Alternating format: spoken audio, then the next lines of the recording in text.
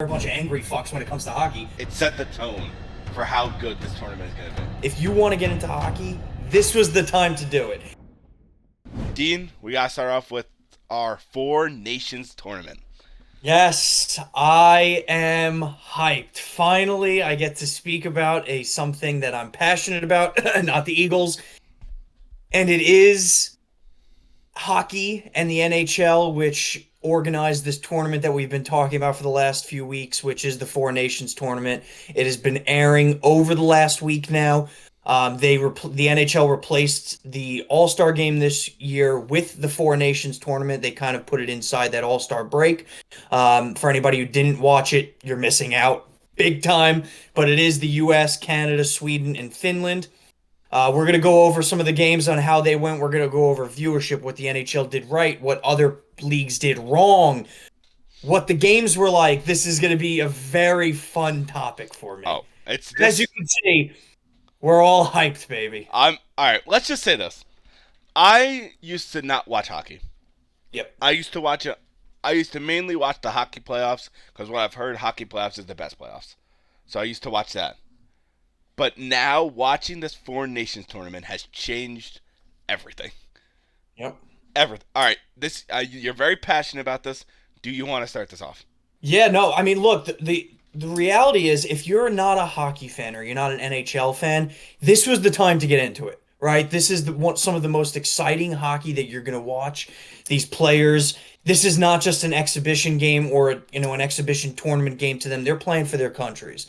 They're going out there, throwing bodies, throwing hits, slap shots, blocking the puck left and right. I mean, there's passion beyond passion when it comes to this tournament. So if you want to get into hockey, this was the time to do it. And not to mention all that, all of these games were prime time, prime television channels, ABC, TNT, ESPN. This was the event to watch. And I want to start it off with what the NHL did right here, right? This was the first weekend with no football whatsoever, right? Just coming off the Super Bowl, massive leagues had to make strides into gaining that viewership back because there is no more weekend football now. We don't have to look forward to Thursday night games, Sunday night games, Monday night games, none of that. So all these other leagues have an opportunity, as of they always do every year, to build viewership, right? Two leagues had massive things going on this past weekend. The NHL did the Four Nations tournament, and the NBA did their All-Star game. And my God, did the NHL have a historic win for this week. They dominated viewership across all platforms. They dominated competitiveness. They dominated new fans. They dominated everything you could ever want with this tournament. They did it perfect, to perfection. And just to throw out some numbers, the USA-Canada game, which was probably the most touted game inside of this tournament, right? And not to mention, we're going to get it a second time in the championship, but we'll get to that too. The first USA-Canada game had a total of 10.1 million viewers within North America for that game. That is the highest NHL game since the Stanley Cup in 2014. It was the Rangers, 2014. right? And that was when the Rangers were playing in it. So you can understand how it got so high with the New York market. Rangers and Los Angeles. Yes. So this was such a historic win for the NHL to get that much viewership, to get that many eyes on their product. And it was an absolute amazing event to watch. In the first 9 seconds of the game, there were 3 fights. If anybody wants to go watch the greatest 4-minute hockey video of all time, it's that 9 seconds of fights in the first game. It lasted 4 minutes. Puck drops, fight. Next puck drops, fight. Next stoppage, fight. It was just an unreal experience to watch, and I would recommend it to pretty much everybody out there. Yeah. Obviously, the game was getting started. I was like, all right. I was like, who the fuck's going to win this game? The puck is dropped. I think it was Brady Tkachuk who's dropped the gloves, or was it Matthew? The first one was Matthew Tkachuk against Hagel. Yeah, it was Matthew Tkachuk versus Hagel, which was hype. Yep. It was unbelievable. rolls up the sleeves and just starts squabbling. I was I was so hyped just in the first fight, and then you could see if there's an angle that they showed on, I think it was TNT, that his brother Brady Yep. went called his shot pretty much. Said Yep. you and me are next. Who did he fight next? Who was the next fight? It was Brady So and yeah, it was Matthew Tkachuk as soon as the puck dropped off against Hagel, right? And then right after that, as his brother is just getting settled in the box, Tkachuk's brother, Brady, then goes and fights Sam Bennett, who just was brought into the Canada lineup for the first time that night because they were expecting a more heavy fought battle against the US, right? Brady probably got the better of that one. Matthew and Hagel was probably an even fight. And then the third fight happened with JT Miller, who I'm partial to because he's a Ranger. He dropped the gloves with Colton Parayko, who, for anybody who doesn't know, Parayko's a big dude. he fucked Parayko up. fight Parayko fights for a living, right? So a lot of people were commemorating JT for even trying to fight him, and look, JT lost the fight. He All got right, fucking so clobbered. so, so it was 1-1 basically, but that pretty much set the tone for the night, right? 5 minutes later into the game, Connor McDavid scores the first goal for Canada.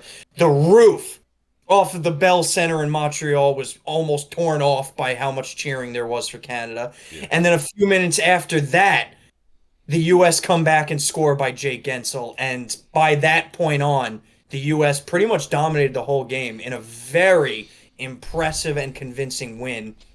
And just for anybody who doesn't know, this was the first time the U.S. has beat Canada in a best on best tournament game in like 20 plus games. So this was a big deal. It was just electric. It really was. Wasn't there a reason to why they dropped the? It's because Canada booed during the national anthem, right? Yeah, so there was a few reasons. The Canadian fans were constantly booing the U.S. national anthem during the previous game and the Canada game for political reasons, which we won't get into, but they were booing it.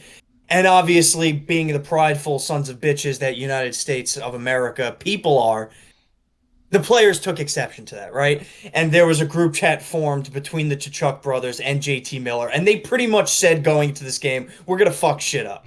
I And love it that. kind of held true throughout the game. Charlie McAvoy laid massive hits down, one being against Connor McDavid after his goal, basically saying you're not doing that again.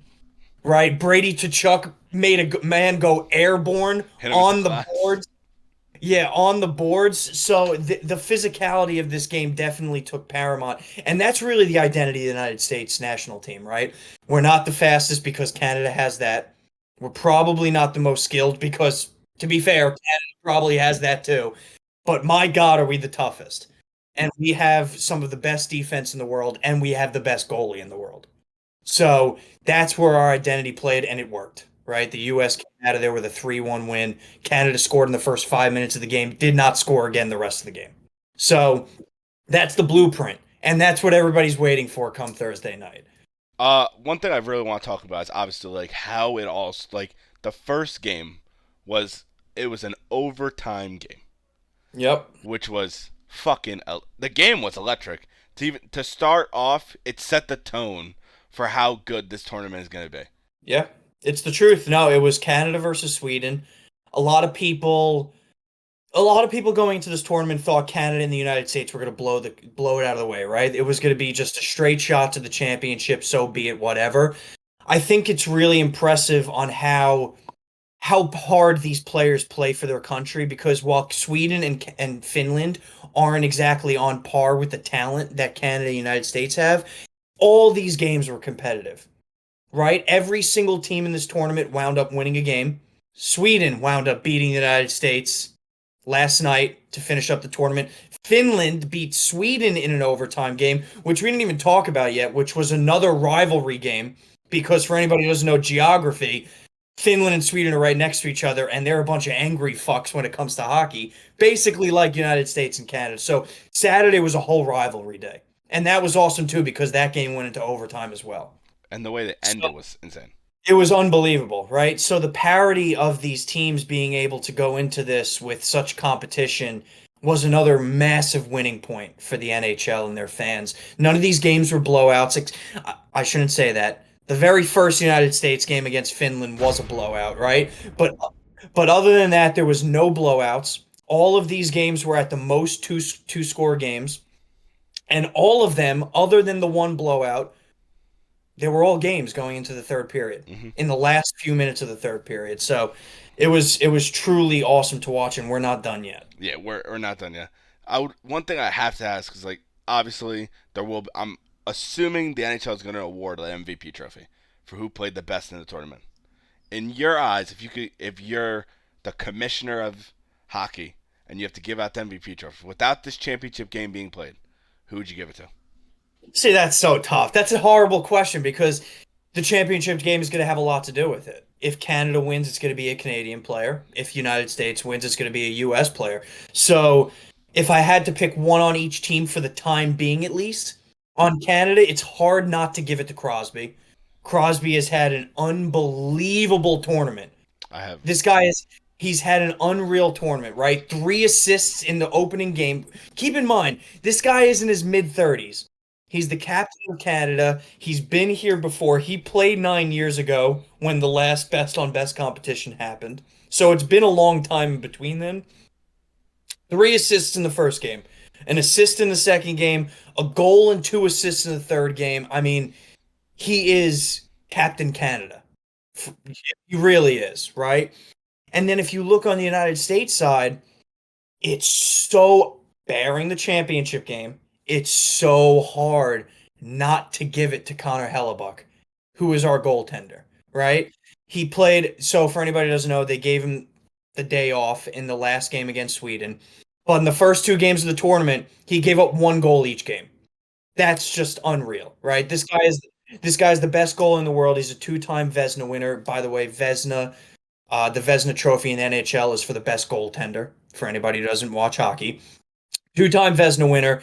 This year, he leads the NHL in goals against. He's second in save percentage. He's first in wins in the NHL, and he's first in shutouts. So he's well on his way to a back-to-back Vezina and his third of his career. Which is crazy. Like, not only is he the best goalie in the world right now, he's starting to have conversations of being the best U.S. goalie of all time, right? And that's in conversations with Jonathan Quick, Mike Richter, Johnny Van Beesbrook. I mean, these are who else am I missing? I'm missing a big one, and I'll get back to it. I think Ryan Miller. I mean, these are huge, just idols of U.S. hockey, and he's already up there. And he has a lot more to go. He's only 31 years old. Thank God for U.S. fans, because we're going to see him a lot in coming tournaments.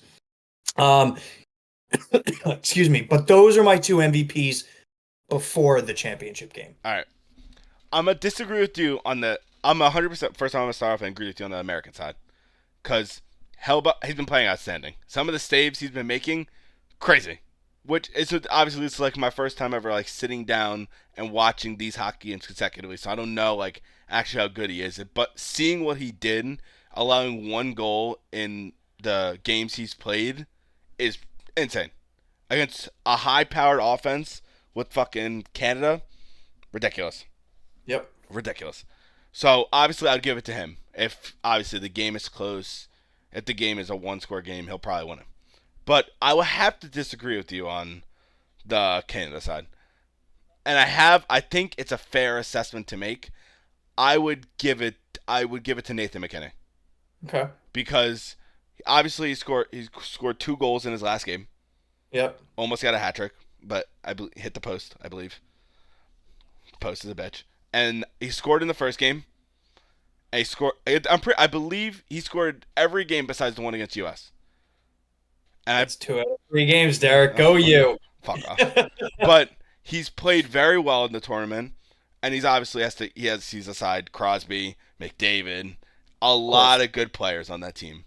So I Yep. think I feel like that he will be leaning more towards because he's scoring goals than assists. If you know what I mean. That's fair. Look, the way I look at it also is McKinnon and McDavid are very similar type of players, right? Similar type of prototypes. And they're very similar stat lines in this tournament, believe it or not, right? They're both scoring a lot of goals. The one thing that I just look at with Crosby is he does all the other intangibles, and he's been here before. He's the captain. He hits, he scores, he assists on all the major goals. I mean, this is a guy who has been here before, done it before. If anybody watched the game against Canada versus Finland, right, to clinch Canada into the championship game, it was basically winners plays the United States in the championship. They're up 4-1 in the third. Finland scores two quick goals to make it a 4-3 game with a minute 20 left. And everybody in the stadium is like, holy shit, is Canada going to blow this? Me, myself included, I wanted them to blow it because fuck Canada.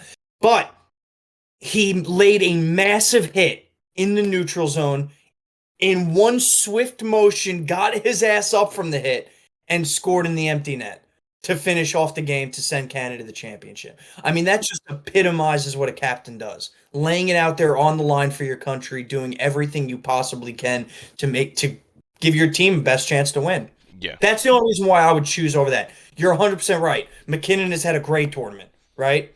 3 goals, couple of assists. Awesome. Lights out. Yeah, exactly. But mind you, like just to go back to it, the Canada's front line, like their front, fucking insane. Insane. It's unbelievable to see the best on best games being played because you do have an opportunity, to your point, to see these unbelievable lines that you would never see in the history of the sport, right? You're never going to see McDavid, McKinnon, and Crosby play with each other ever again. And don't forget about Taves or Makar in the back, which are It's ridiculous. It really is ridiculous, right? And then you have on the United States side, you're never going to see defensive pairings such as Werenski and McAvoy again, right? You're never going to see these are just elite defensive pairs, elite offensive lines that these are things that you cherish because when it comes to the actual NHL, you're never going to have a super team like that. No. Like the NBA does where they just trade for players and buy players, right? It's really awesome to see. I mean, I already said the numbers, but this was the most viewed hockey game in what is it now? Not 11 years, which is just astounding. It's great. It's great to see, because yeah, because hockey, obviously, you and me can both agree, has been on the downturn. Yep. They've been spiraling a little bit, but they're bringing it back up. With obviously when the playoffs comes around, everyone watches it, and then now with this Four Nations tournament, like I know they can't do this every year, but they should do this every fucking year. The thing with the NHL is they've always been a good league, right? With a lot of action, a lot of competitive balance. They just haven't been put on the map as much as other sports, right? You look at the NFL, they have their prime time, right? Sundays are for football. Everybody in the world knows it, right? The NHL just hasn't marketed themselves to the best of their potential. But now they're getting new TV deals where they're on TNT, TBS, ESPN, prime time games every single week for the world to see, right? They're having the Four Nations tournament. This is the first best on best tournament in 9 years. It has not disappointed. People love it. They've already agreed NHL is going to be participating in the Winter Olympics next year. So you're going to get another best on best tournament. And they just passed it where you will have a World Cup of Hockey every 2 years. That's amazing. With the Winter Olympics. So 2 years, Winter Olympics, 2 years, World Cup of Hockey. You're going to have these tournaments now moving forward almost every other year, which is phenomenal to see. It's great for business, honestly. It needed to happen. Yes. Because now people have eyeballs on the game and they're starting to realize, holy shit, hockey's awesome. Yeah. And we have to talk about Thursday's game. We mentioned it a little bit, but we have to talk about this game. USA versus Canada. I think we know who you want to win. USA versus Canada, round 2, baby. This game, obviously the first game we spoke about, the fights, a lot of people getting chucked into glass, the heavy hitting, the shots on goal. It was a great game. Yep. You said 10, what was it, 10 million? 10.2? 10.1 million viewers. 10.1 million. America. This is not even a hot take. I think it might double that. Maybe even triple. There's a good chance this hits 20 million viewers, right? So, first game was in Canada, Montreal, the Bell Center. Great atmosphere, by the way, right? But Canada was home. Now they come to our turf. Championship game is in Boston. The USA does count as the home team here because they did win the head-to-head matchup. So that's going to be big for line changes. For anybody who doesn't know, home field advantage in hockey actually means something. I hate to break it to all you. It actually means something, right? You get to choose last who you put on the ice. So the other team chooses first, you choose last. That's a competitive advantage, right? So that's going to be big for the US. Just to tell you what you're going to be, what we're expecting to see come Thursday night, right? There have been multiple players, Matthew Tkachuk, Connor McDavid, and by the way, these are guys who have played in game sevens of Stanley Cups. They said this is probably the most important game of their careers besides the game seven of the Stanley Cup. Yeah. That's what this means to these guys. So, are we going to see? I guarantee you fights in the first 9 seconds of the game. Maybe not. Right there, may be. But can I guarantee you hits, speed, shooting the puck all over the place, chirping, fighting in front of the net? Absolutely. And there's one thing also that I'd love to see that I haven't seen. Like obviously, like there's like a minor injury, but like no one's getting hurt. They're laying like not safe. They're not safe at all. These hits are fucking Ray Lewis going across the middle and hitting someone. It's like that, but it's not like hits that are like dirty hits that are causing injuries. No, they're all clean. It's beautiful. The USA has had some injury concerns over the last few days. Um, Both the Chuck brothers were sitting out the last game due to injury. They're going to be ready to go come Thursday. The one big injury for the U.S. is Charlie McAvoy, who's probably one of their best defensemen. He will be out for Thursday, which is a big loss.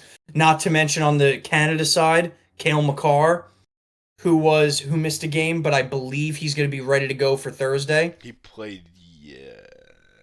I'm pretty sure he missed the He missed the USA versus Canada. he missed the USA game, right? So there's been some minor injuries, and you got to keep in mind the NHL wants these guys to be safe. So this isn't the NHL season. This is just an in-season tournament. So they don't want you to play, if you have a broken leg or something like that. So you do have to be safe on these types of situations. However, you're right. All these hits are clean. All of them are shoulder to chest, nothing to the head or anything like that. There's been no game misconduct penalties. There's been no fines, suspensions, anything like that, which is beautiful. That's the beauty of hockey, right? That's what you want to see. You want to see guys with passion going into the boards, hitting. If there's fights, sure. Go into the box for 5 minutes, cool down, get the crowd pumped up, go back out there and play some hockey. That's what you want to see. Yes. Well. So, Oh, you. Derek. No, Derek. You get to go first. Let's hear your prediction. Oh no. Okay. I want winner, final score, and I want your tournament MVP. I'm sticking with my gut and what I was thinking before this. We were recording this. Okay. I'm going to say, and I'm going to agree with you. I think the United States of America is going to take the trophy. Okay. I think the final score will be 3-2. This might seem crazy, but I don't know why I feel like it's going to happen. I think it's going to be an overtime game. Mm. Game-winning goal by Matthew Tkachuk. Wow. Okay. But I do say that obviously USA will win, and the MVP will be Hellebuck. Okay. So this is gonna suck. I kind of hate that I let you go first. I'm agreeing with a lot of it, and I had this predetermined for anybody who thinks I'm bullshitting. I'm obviously a bigger hockey fan than Derek. I do think the USA wins. I do think they win by a score of 3-2. That's crazy. I don't think it goes to overtime, but I do think the United States gets their third goal with like 5 minutes to go in the third period. That's And crazy. Boston TD Garden goes absolutely berserk. You went in a step forward and you said the game-winning goal scorer, right? You said Matthew Tkachuk. I'm going to go the game-winning goal scorer. It's going to be bold, so bear with me. I am going to go with defenseman, Werenski. First line defenseman pair, Werenski. I think he's going to shoot it from the point. It's going to make its way through, right through fucking Jordan Binnington's stupid forehead. And the United States is going to win 3-2. And I've said it already. I think the MVP of this tournament and of the United States will be Connor Hellebuyck just because of how he's the best goaltender in the world, and he's going to keep the United States in this game. Yeah, I bet like this is obviously I for some I like predetermined in my head that this was going to be the championship game because obviously they were the two best teams. But the obviously seeing how they've been playing this tournament, I just don't see with the USA's like momentum and like their mentality going into this game. I don't see them losing. But I look, they're going to have to keep the same. Their blueprint to winning is the same as it's always been, Derek. Defense, physicality, and goaltending. And I think they stifled Canada the last time come around. I think they're going to stifle them again. yeah, and there's one thing I want to ask you: the puck. This is the one thing I like about hockey too for betting. This game is dead even. I'm pretty sure it's 115 to 115 or 110 to 110. Yep. It's amazing. It's love to see. But if you could, the puck line is 5.5. Not Yeah. the over under is 5.5. Yeah. Obviously without with our score predictions. Yeah. Putting that aside, do you see if you're betting, would you bet the over or you bet the under? If I'm betting here, I bet the under, right? I think this is going to be. You got to look at it almost like this is Game 7 of the Stanley Cup, right? These teams are going to be very tight. They're going to try not to allow a lot of odd man rushes in the neutral zone. Goaltending is going to be a premium, and if you're going to bet on goaltending, who better to bet on than the best goaltender in the league, right? I don't think I don't think this is going to be a blowout by any means, so I don't foresee one team scoring like 5 goals here. At the most, a team scores 4, and even then, I think this will be like a 4-2 final. So 5.5 is a very good line, but even so, with our predictions, betting wise, if you're a betting man, you should be taking the under here. I'm in fact I'm in fact taking the under on this game. But I think this game is going to be huge overall. The overall conclusion, this is huge for hockey.